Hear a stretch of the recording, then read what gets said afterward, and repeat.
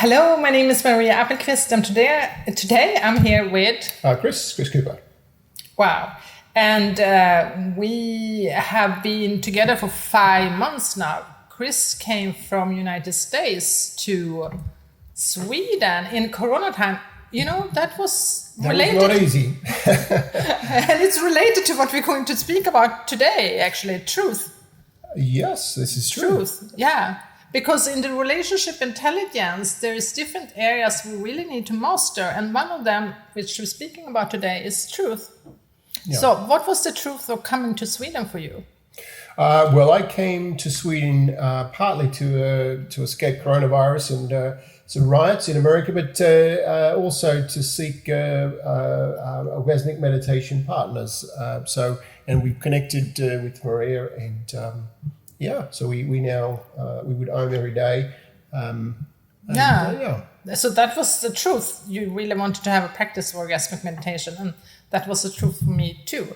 So truth means there is different layers of truth, right?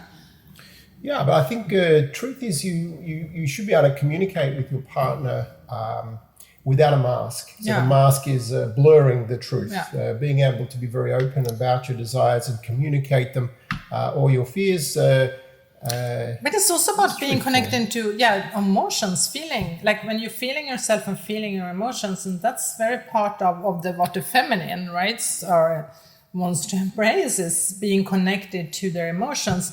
There is a truth there, like it's a truth in your feelings, and when you can express that, like something else happens in the relationship. I think our relationship have deepening every time obstacles or problems have arisen that caused us to speak the truth in a whole new way, in a deeper way.